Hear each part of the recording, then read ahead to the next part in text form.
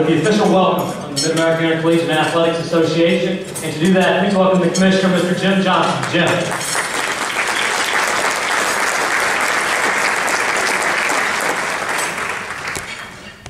Thanks, Brett. On behalf of our 11, soon-to-be 12-member institutions, our hundreds of student athletes, coaches, and administrators in the MIAA, we want to welcome you to what has become an annual event, but tonight certainly takes on new meaning as we launch the inaugural, or induct our inaugural class for our Hall of Fame and continue to recognize the great student athletes in the MIAA and the athletic programs in our league. We have, without a doubt, collectively one of the best group of presidents at the MIAA and across Division II, and some of those are here with us tonight. Dr. Pat Taylor. Dr. Taylor is the chair of our CEO Council from Southwest Baptist University. Dr. Steve Scott from Pittsburgh State. Dr. John Brzezinski, Northwestern Missouri. Dr. Bruce Steck, Missouri Southern. And Dr. Michael Lane from Emporia State. Thank all of you very much for being here. We want to also thank the staff here at the Marriott. They're a great partner to the MIAA, whether it's a basketball tournament or a coaches meeting or an event like this, and they are absolutely second to none when it comes to hosting any event, but certainly any of our events in the MIAA. I want to thank Brett, Gerard, Sean, and Kevin. We feel like we have the best of a lot of things in Division II right here in the MIAA. And that certainly includes the radio personalities that we have across the league. I know many of you have tuned in many times to listen to not only your team, but many other teams. And without a doubt, the quality of our broadcasting in our league is as good as anywhere in Division II. And not only do they do a great job on the radio, but anytime we ask them to help us with an event like this, they're always ready and willing to do that. So rest assured that the rest of this evening will be handled in a very professional and entertaining way. So Gerard, Sean, Kevin, Brett, we thank you guys very much. We'll induct here in a little while the first commissioner of this league into the Hall of Fame, but also with us tonight the second commissioner of the MIAA that served this league from 1997 to 2007. Ralph McFellin. Ralph, thanks for being here.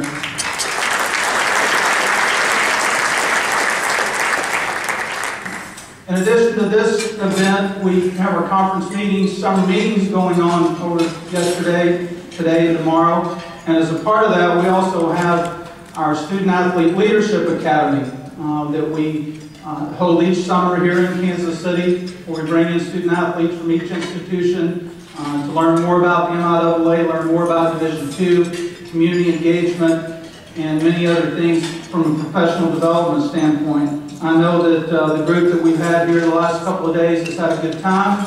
I heard something about harvesters today and having to wash off eggs or something, so that may be a story you want to ask them about later. But at the tables in the back, would you guys please stand, our 2010 MIAA Leadership Academy.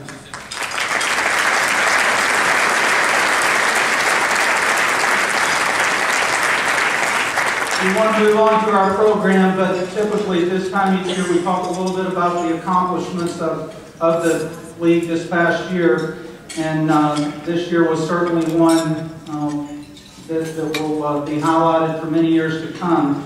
So we may not be as detailed this year as what we've been in the past, so we can move on to the rest of our program, but certainly anytime you have a year in which you have 2 national championships, 1 runner-up national champion, many other top 10 and individual champions, it's been a great year. There aren't many leagues across the country that win any national championships in a year, and we claimed 2 in addition to Nebraska Omaha Wrestling Championships. So technically we claimed 3 this year with the runner-up in men's golf, and that's a great year.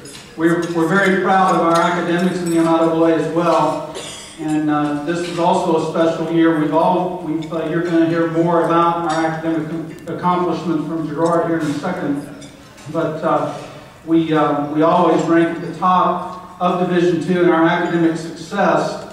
And for, I believe, the 3rd straight year, we ranked #1 in academic success by having the #1 academic success rate in all Division II in women's basketball. So I'm not sure, but I'm going to go out on a limb and say it's probably unprecedented to win the national championship in any sport, but we in the classroom and on the court, we had that happen this year in women's basketball, the national championship on the court and in the classroom, and that's something we're certainly proud of.